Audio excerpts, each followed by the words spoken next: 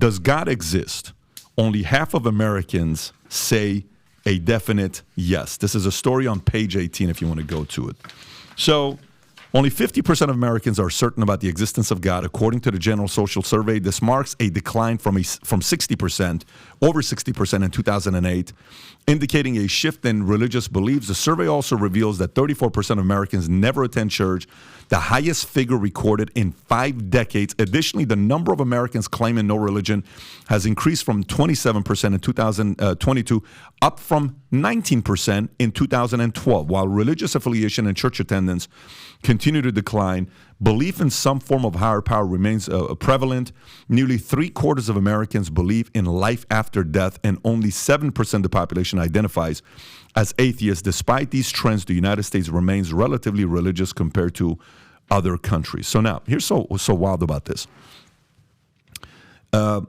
Half of America, more than half of America, believed the Russia collusion was a real deal.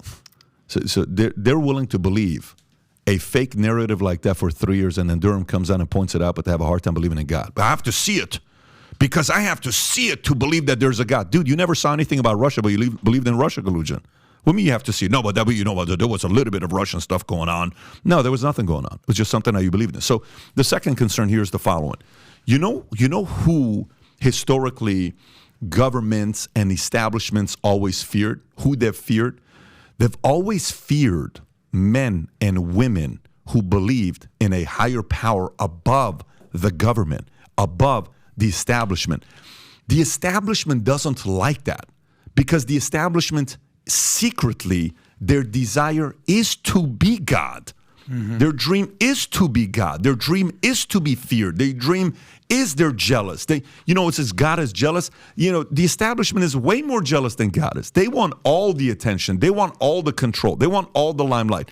The difference between a relationship with a God where it's free will, you and I get to make some dumb choices, and we do on a daily basis, and we go through that and we pay the price for it. The establishment doesn't want to give you the free will. The establishment wants you to do what they want you to do. They want to control you.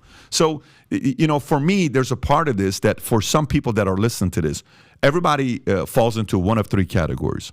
You're either part of the oblivious camp, which is a big percentage, let's say 80% is the oblivious camp. What is the oblivious camp? Man, I don't have time to pay. I don't really have an influence. You think my vote really counts? I just want to have my beer and watch a football game. And you know what? I don't even know what's going on with Bud Light. I'll go to Coors and Heineken. I don't know what's going on. The oblivious crowd, okay? Number 2 is the anti-establishment crowd. The anti-establishment crowd, historically, who is in that camp? Let's give some names. Andrew Jackson, anti-establishment crowd. John F. Kennedy, the Kennedys, anti-establishment crowd. Ronald Reagan, anti-establishment crowd. Ross Perot, anti-establishment crowd. Trump, anti-establishment crowd. Bernie Sanders, anti-establishment crowd until he caved. Elon Musk, anti-establishment crowd. I can go on and on, give you so many different names. Ronald Reagan, out of all the money that was spent in his campaign, he spent 9.6% of his own money to put into it. Trump was 72%. Ross Perot was 97%. Didn't take any money from anybody.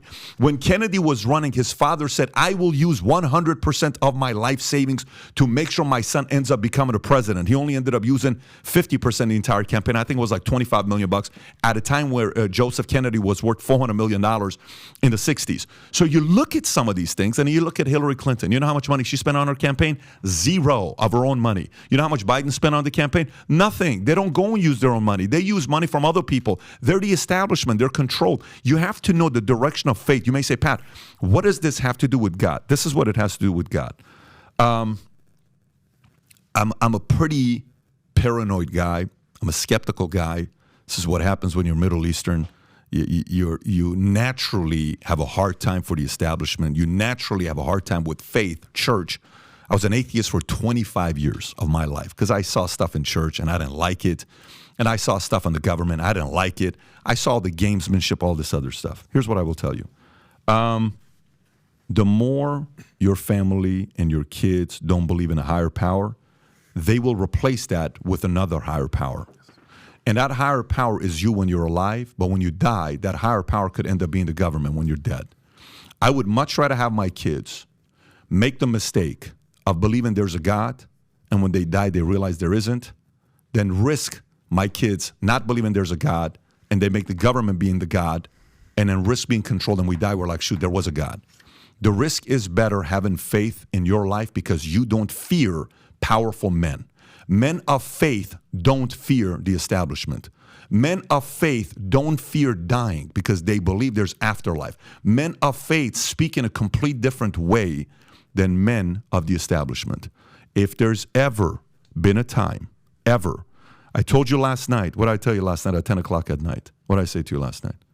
I said a lot, but the church part, what did I say to you? Go to temple, go to Go church. to temple. Yeah. I'm not even a Jew. I said go to the temple. You're a Mormon, you're not going to church? Go to your church. You're Catholic, you're not going to go. You're Christian, you're not going to go. You're Muslim. I don't care what it is. I will much rather have a person believe in a faith. This is not a faith debate. We need more people believing in God. This great nation of America, the miracle that it ended up becoming, where so many of us have won and gotten the rewards of these men and women who sacrificed that came before us. These men and women casted a vision that the only thing that gave them the credit that this is possible, that it can actually happen, was God. And then we wake up a 270-year-old company called the United States of America. By the way, for the longest time, it was a corporation. America was founded as a federal corporation as well, United States of America. You can look this up. This idea with these men and women that became what it is today, and other countries that have been around a lot longer than we have, than we beat those guys. Yeah, I don't think that happens without God. So if you believed in Russia collusion for 3 years, you can definitely start believing in God. You don't have to have all the facts to want to believe in God. Your life's going to be a lot better. You're going to become a better parent, better leader, better spouse, better friend, better in every possible way. Anyways, Tom, thoughts on this story here with Wall Street Journal? No, I think. And by the way, this is a Hill story we're talking about here, right? This is a Hill story. So, what are your thoughts on this story? Well, I think America is still a place of faith. When you compare all those stats to the rest of the world, America is still a place of faith. And I think that if all of us would turn to our faith tradition, I think we would be treating each other better. I would think that we would be calling on the people we elect for higher standards of integrity, or hell, just to have a standard of integrity.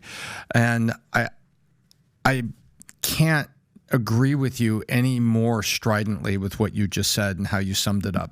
That this is the time to lead your family, to lead your friends, to lead your community, and standards of faith, integrity, and character are found in faith in big stacks, because faith can drive character, character drives people, people then come together and form organizations called businesses, civic groups, friendships, communities. So if you like this clip and you want to watch another one, click right here. And if you want to watch the entire podcast, click right here.